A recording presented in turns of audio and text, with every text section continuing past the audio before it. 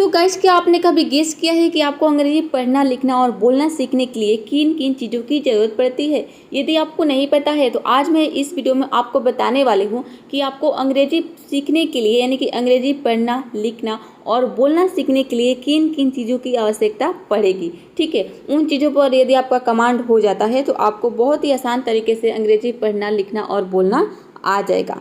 तो देखिए, सबसे पहले आपको अंग्रेजी पढ़ने, लिखने और बोलने के लिए वर्ड्स की ज़रूरत पड़ती है। बिना वर्ड्स के आप ना तो अंग्रेजी पढ़ पाओगे, ना तो लिख पाओगे और ना ही बोल पाओगे। उसके बाद आपको उस वर्ड्स को आसानी से, यानी कि अच्छे तरीके से प्रोनाउंस करना आना चाहिए। फिर उसके मतलब पता होना चाहिए कि उस वर्ड का मतलब क्या है, और उस वर्ड को आपको यूज करने आना चाहिए, यानी कि आपको सेंटेंस बनाना आना चाहिए। ठीक है, यदि आप इंग्लिश पढ़ना सीख रहे हैं तो आपको सेंटेंस को पढ़ रहे इंग्लिश, तो उसको हम हिंदी में कैसे समझेंगे कि उसका मतलब क्या है। ठीक है, और यदि आप हिंदी के सेंटेंस बना रहे हैं तो उसको भी आपको समझना है कि उसकी मीनिंग क्या होगा। अब यहाँ पे देखिए, एक सेंटेंस है कि सभी फाइलें जानबूझकर नष्ट कर दी। अब यहाँ पे है जानबूझकर। अब आपको जानबूझकर की मीनिंग पता ही नहीं है तो आप सेंटेंस कैसे बनाओगे, कैसे इंग्लिश बोल पाओगे। या फिर आप यहाँ पे लिखा है इंग्लिश में डिस्ट्रॉयड, तो डिस्ट्रॉयड के मीनिंग आपको पता ही नहीं है कि इसकी हिंदी मीनिंग क्या होती है, तो आप कैसे इंग्लिश को समझोगे, नहीं समझ पाओगे, ये इम्पॉसिबल है। तो इन सभी चीज़ के बारे में आज के इस वीडियो में आप पढ़ेंगे। ठीक है, तो देखिए, सबसे पहला वर्ड है हमारा डिस्ट्रॉय। डिस्ट्रॉय का मतलब होता है नष्ट करना, बर्बाद करना। ठीक है, यहाँ पे देखिए इसको कैसे पढ़ेंगे, DES, ये हो गया आपका डिस, और ये हो गया आपका ट्रॉय, TROY, ये हो गया आपका ट्रॉय। पूरा हो जाएगा ये डिस्ट्रॉय। डिस्ट्रॉय का क्या मतलब होता है, नष्ट करना। ठीक है, इस तरह से आप वर्डों को, यदि छोटे छोटे भाग में, ये सिलेबल होता है। ठीक है, छोटे छोटे सिलेबल में, सिलेबल का हिंदी में मतलब होता है शब्दांश। शब्दांश मतलब कि शब्दों के अंश। ठीक है, ये एक शब्द हो गया आपका। ठीक है, ये आपका एक वर्ड हो गया। तो सिलेबल का मतलब वही होता है कि शब्दों का ये डिस क्या हो गया, एक अंश हो गया। ठीक है, ये शब्द का एक अंश हो गया डिस, और ये हो गया TROY, ट्रॉय। ठीक है, तो इस तरह से जब छोटे छोटे भाग में आप वर्ड्स को तोड़ तोड़ के प्रोनाउंस करेंगे तो आपको आसानी से प्रोनाउंस करना आ जाएगा। देखिए, डिस्ट्रॉय, डिस्ट्रॉय का मतलब क्या होता है, नष्ट करना, बर्बाद करना। ठीक है, यहाँ पे देखिए एग्जाम्पल देखते हैं कि इस वर्ड को हम किस तरह से अपनी डेली लाइफ में यूज करेंगे, या फिर कहीं पे भी आपको डिस्ट्रॉय मिल जाता है सेंटेंस में तो उसका मतलब आप कैसे पता करेंगे। ठीक है, देखिए यहाँ पे है all the files were deliberately destroyed. Deliberately का मतलब होता है जानबूझकर। ठीक है, ऑल द फाइल्स, यानी कि ऑल द फाइल्स का मतलब क्या है, सभी फाइलें, सभी फाइलें वर डिलिबरेटली, यानी कि जानबूझकर कर दी गई। क्या कर दी गई, डिस्ट्रॉयड, मतलब कि नष्ट कर दी गई। अब यहाँ पे देखिए डिस्ट्रॉय है और यहाँ पे है डिस्ट्रॉयड। यहाँ पे डिस्ट्रॉयड है, ये डिस्ट्रॉय का सेकेंड फॉर्म है। ठीक है, यहाँ पे सेकेंड फॉर्म का यूज किया गया है। यहाँ पे देखिए जो ये सेंटेंस, ये इसका सेकेंड फॉर्म और थर्ड फॉर्म दोनों सेम होता है, यानी कि डिस्ट्रॉय का फर्स्ट फॉर्म डिस्ट्रॉय हो गया और इसका सेकेंड फॉर्म हो गया डिस्ट्रॉयड, और इसका थर्ड फॉर्म भी डिस्ट्रॉयड होता है। तो ये जो है all the file were deliberately destroyed, ये जो सेंटेंस है आपका पास्ट का पैसिव सेंटेंस है। ठीक है, पास्ट इंडेफिनिट का पैसिव सेंटेंस है, और यहाँ पे देखिए पैसिव में हमेशा वर्ब के थर्ड फॉर्म का प्रयोग होता है। ये बात आपको ध्यान रखनी है, सेकेंड फॉर्म नहीं है, ये थर्ड फॉर्म है। इसका सेकेंड फॉर्म और थर्ड फॉर्म दोनों सेम होता है, लेकिन यहाँ पे इसका प्रयोग थर्ड फॉर्म के रूप में किया गया है। ठीक है, सभी फाइलें जानबूझकर नष्ट कर दी गई। ठीक है, दूसरा वर्ड देखिए, यहाँ पे दूसरा वर्ड है परहैप्स। इसको हम प्रोनाउंस करेंगे परहैप्स नहीं, यानी कि यहाँ पे र को साइलेंट रखना है।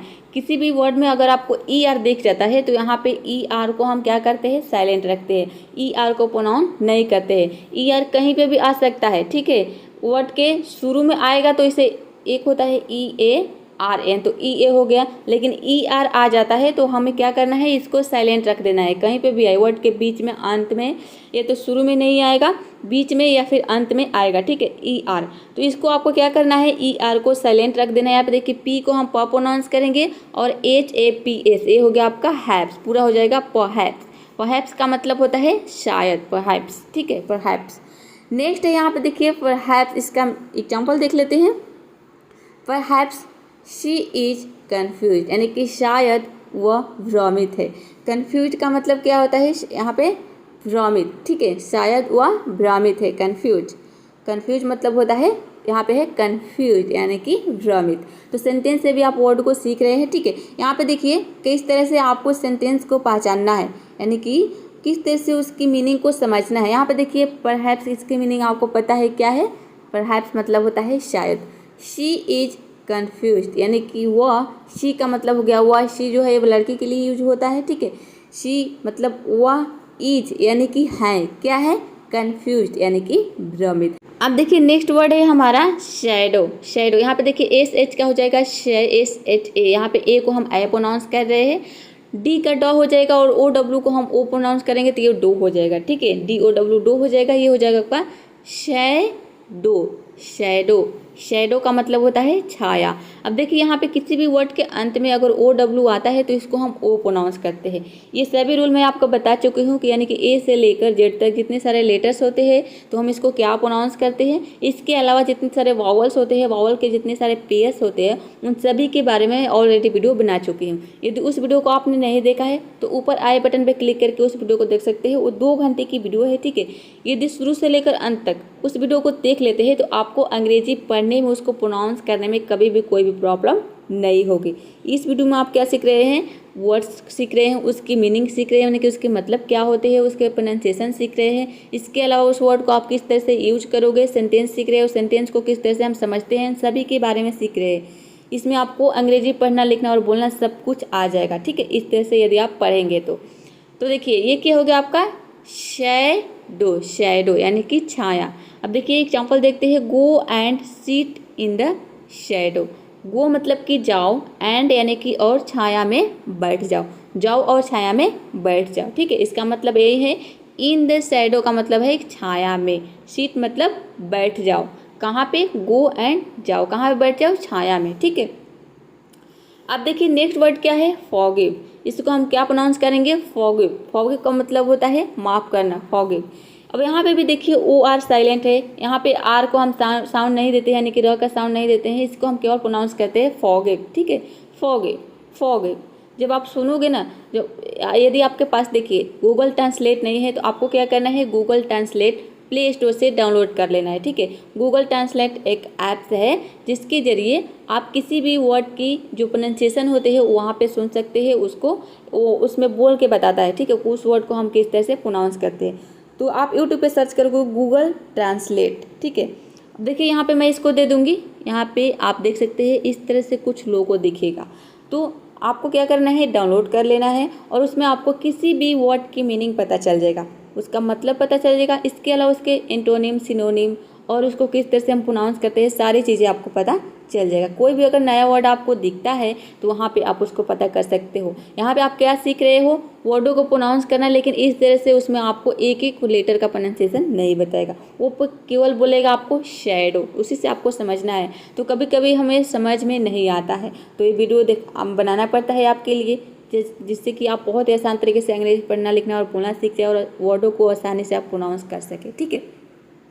तो देखिए नेक्स्ट वर्ड क्या है, फॉरगिव यानी कि माफ़ करना। एग्जाम्पल देख लेते हैं, प्लीज़ फॉरगिव मी यानी कि प्लीज़ फॉरगिव मी, कृपया मुझे माफ़ कर दो। इट वॉन्ट हैपन अगेन, ऐसा दोबारा नहीं होगा, ऐसा दोबारा नहीं होगा। यहाँ पे देखिए प्लीज़ का मतलब होता है कृपया, फॉरगिव यानी कि माफ़ कर दो, मी मतलब कि मुझे।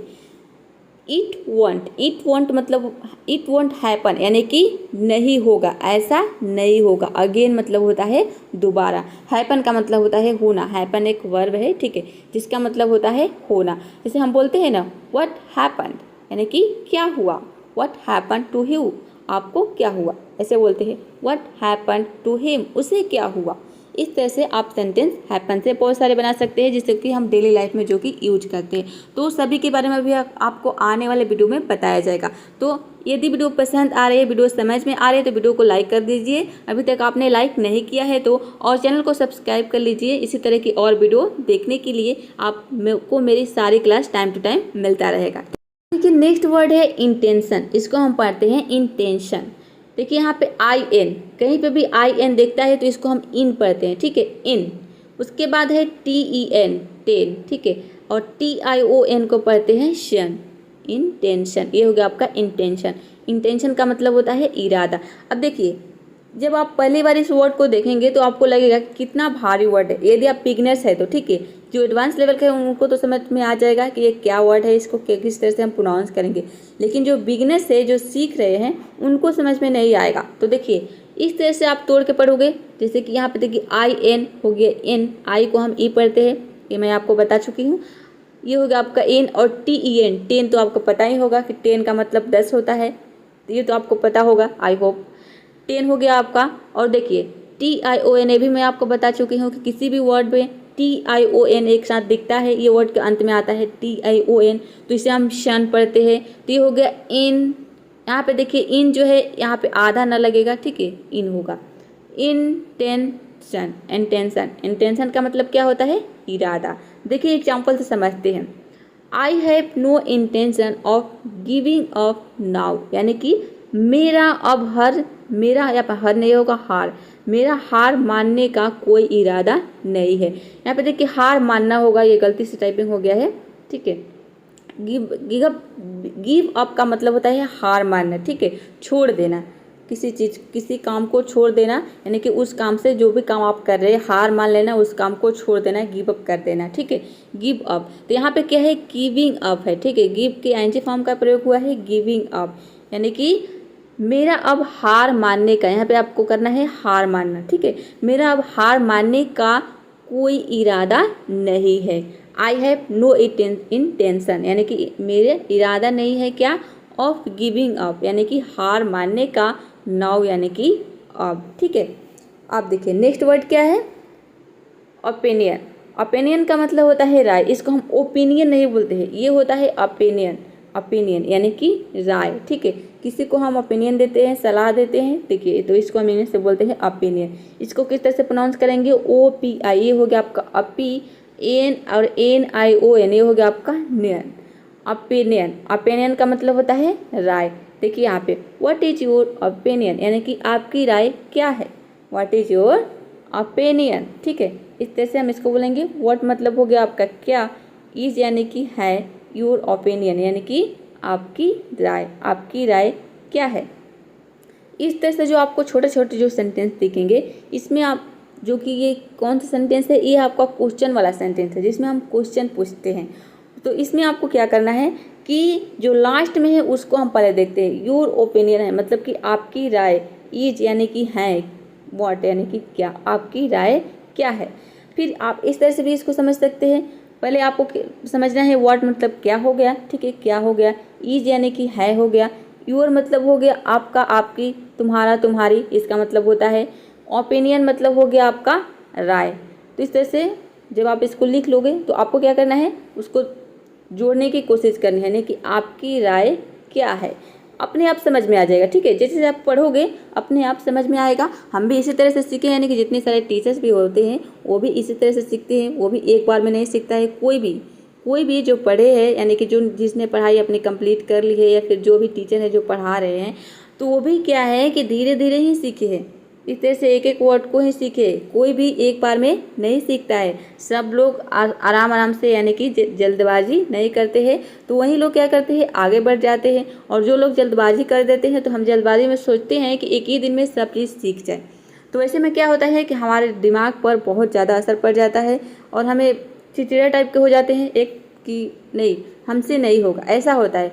तो हमें क्या करना है, धीरे धीरे सीखना है, यानी कि आराम आराम से आपको सीखना है। कोई भी चीज़ आप सीख रहे हैं तो ठीक है, आपको पेशेंस रखना है, पेशेंस। अभी मैं आपको पेशेंस की मीनिंग भी इसी वीडियो में बताऊंगी, ठीक है। पेशेंस हम किस तरह से पढ़ते हैं, उसका मतलब क्या होता है। चलिए अब आगे देखते हैं।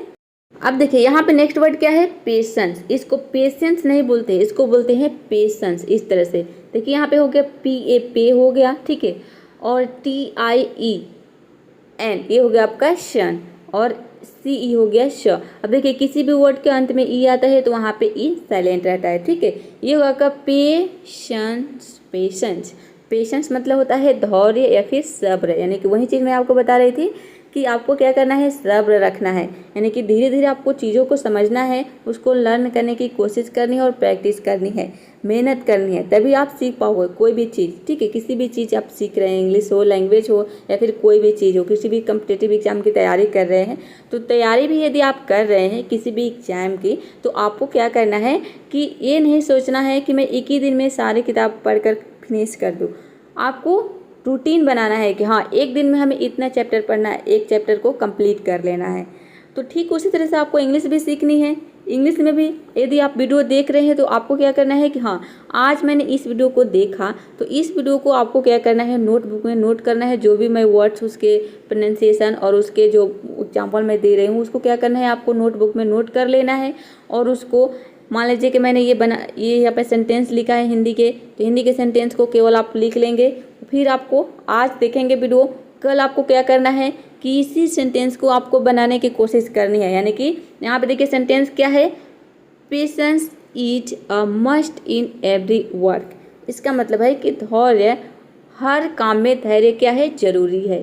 ठीक है, किसी भी काम को यदि आप कर रहे हैं तो उसमें धैर्य, पेशेंस बहुत ही ज़रूरी है। यदि आपके पास धैर्य नहीं है, पेशेंस नहीं है, तो आप किसी भी काम को नहीं कर पाओगे, उसमें सक्सेसफुल नहीं हो पाओगे। तो हर काम में धैर्य क्या है, जरूरी है। तो ये आपको क्या करना है, नोटबुक में नोट कर लिए मान लीजिए आपने, और कल आपको इसको क्या करना है, बनाने की कोशिश करनी है। आप मेरी बात मानिए, आप ज़रूर भूलोगे, इसमें आप कोई ना कोई मीनिंग ज़रूर भूलोगे और आपको बनाना भी नहीं आएगा कि इसको हम किस तरह से बनाएंगे। लेकिन आपको क्या करना है, छोड़ना नहीं है, फिर से आपको देखना है कि हाँ, ये सेंटेंस किस तरह से बना है। फिर दूसरे दिन आपको इसको प्रैक्टिस करनी है, तो दूसरे दिन आप बहुत ही आसान तरीके से इसको बना लोगे। इस तरह से आपको अंग्रेजी पढ़ना और लिखना बहुत ही आसान तरीके से आ जाएगा। नेक्स्ट वर्ड है एक्सक्यूज। एक्सक्यूज, इसको हम पढ़ेंगे एक्सक्यूज। एक्सक्यूज का मतलब होता है बहाना। ठीक है, देखिए यहाँ पे ई एक्स हो गया आपका एक्स, ई एक्स को हम किसी भी वर्ड में एक्स पढ़ते हैं, और ये हो गया सी यू एस, ये हो गया आपका क्यूज, एक्सक्यूज। इसका मतलब होता है बहाना, जैसे कि डोंट मेक एक्सक्यूजेज, यानी कि बहाने मत बनाओ। एक्सक्यूजेज मतलब हो गया बहाने, एक से ज़्यादा। ठीक है, एक से ज़्यादा यानी कि बहुत सारे कोई बहाने बना रहा है, तो हम उसे में बोलते हैं कि डोंट मेक एक्सक्यूजेज, यानी कि बहाने मत बनाओ। किसी, मान लीजिए किसी ने आपसे, यानी कि आपने किसी से पेन मांगा, ठीक है, और उसके पास पेन है, लेकिन उसने बोल दिया कि नहीं हमारे पास पेन नहीं है, तो क्या कर रहे हैं, बहाने बना रहे हैं। तो ऐसे में हम बोल देते हैं डोंट मेक एक्सक्यूजेज, यानी कि बहाने मत बनाओ। डू यू हैव पेन, यानी कि तुम्हारे पास, क्या तुम्हारे पास पेन है, ऐसे हम बोलते हैं।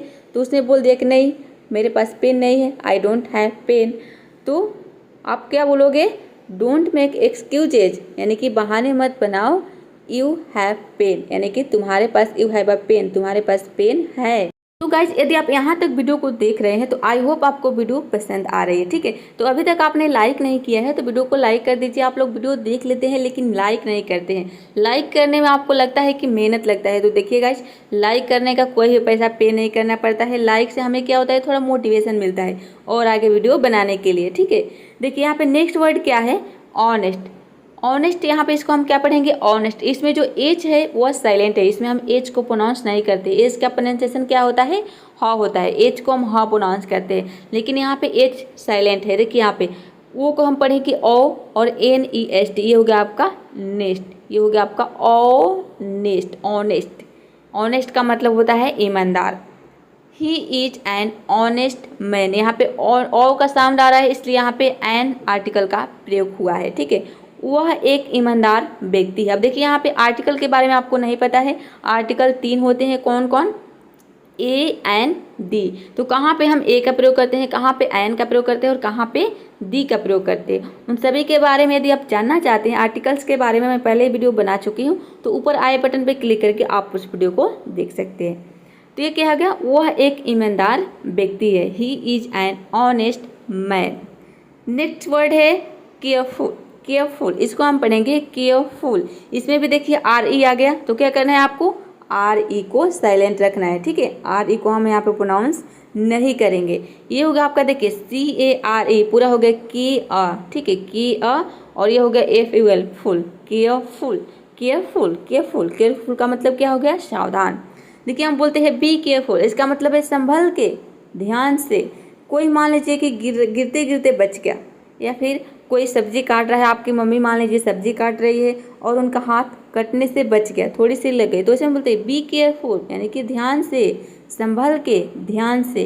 कोई गिरते गिरते बच गया तो हम क्या बोलते हैं, बी केयरफुल, यानी कि संभल के, ध्यान से। तो आज से आप बी केयरफुल नहीं बोलोगे, आप क्या बोलोगे, बी केयरफुल, यानी कि केयरफुल, केयरफुल नहीं, ये होता है careful, be careful, be careful.